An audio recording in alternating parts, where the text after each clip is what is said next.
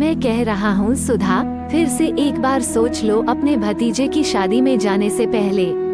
कहीं पिछले बार की तरह इस बार भी तुम्हारा अपमान हुआ तो मुझे बिल्कुल भी अच्छा नहीं लगेगा।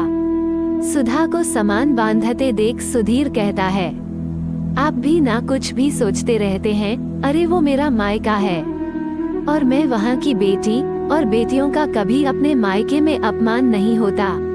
पिछली बार तो भाभी यूं ही बोल गई थी।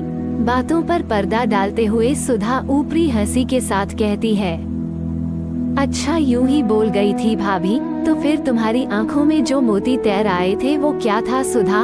और तुम्हारी दोनों बहनों के साथ तो तुम्हारी भाभी ऐसे यूं ही तो कुछ नहीं बोलती, फिर तुम्हें क्यों सुधा? क्यों हर बच्चे खाने के लिए तुम्हारा नाम तुम्हारी भाभी की जुबान पर होती है? नाराजगी के साथ सुधीर कहता है, आप भी ना सुधीर, खाना तो खाना होता है, बचा हुआ हो या बासी, और वैसे भी अन्नपूर्णा का अपमान नहीं करना चाहिए। नजरों को सुधीर से छुपाते हुए सुधा कहती है, बिल्कुल सुधा, पर ये बात तुम्हारी भाभी और बहनों को भी पता होना चाहिए। क्यों, सही कह रहा हूँ ना?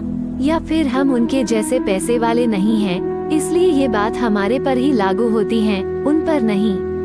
और हर जगह जो तुम समझौता करती हो उसका क्या काम कौन करेगा सुधा?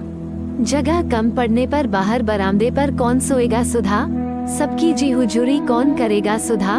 तुमको कभी ये सब सोचकर बुरा नहीं लगता सुधा? हम गरीब हुए तो क्या हमारी कोई इज्जत नहीं? बताओ सुधा, क्या पुरानी बातों को लेकर बैठ गए हैं आप? छोड़िए ना अब इन बातों को। यूं ही बातों को दिल में लगाने से रिश्तों में दूरियां आ जाती हैं, और वैसे भी वो मेरा मायका है। बात को टालने की कोशिश करते हुए सुधा कहती है, तुम्हारा मायका हुआ तो क्या सुधा, पर मैं तुम्हें हर बार समझौता करने नहीं दूंगा।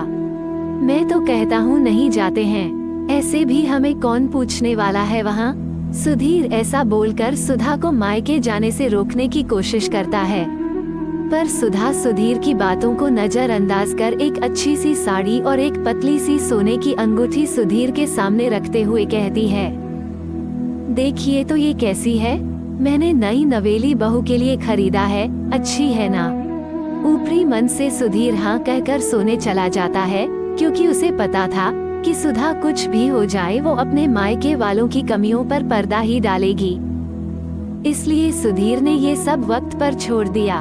उसे पता था कि आज नहीं तो कल सुधा के आंखों से ये पर्दा उठेगा और उसे अपने आत्मसम्मान पर लगे चोट के निशान दिखेंगे।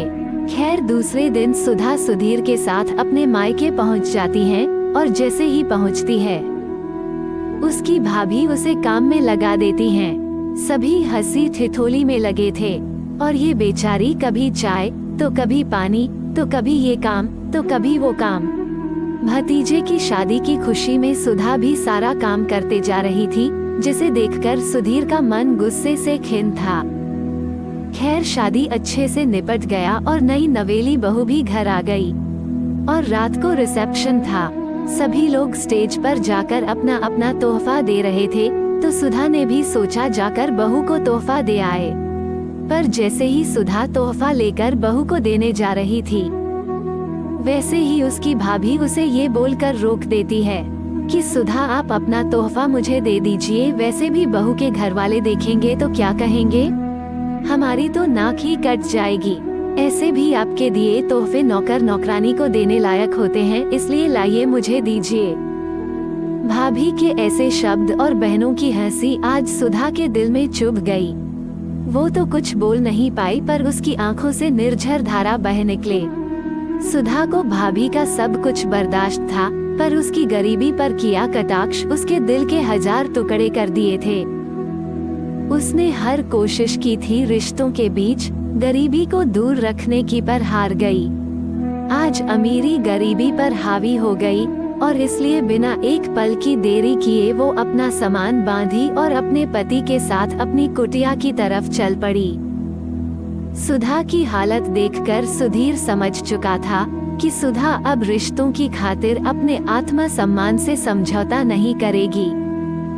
दोस्तों, अगर ये वीडियो आपको अच्छी लगी हो तो वीडियो को लाइक और हमारे चैनल को जरूर सब्सक्राइब करें। धन्यवाद दोस्तों।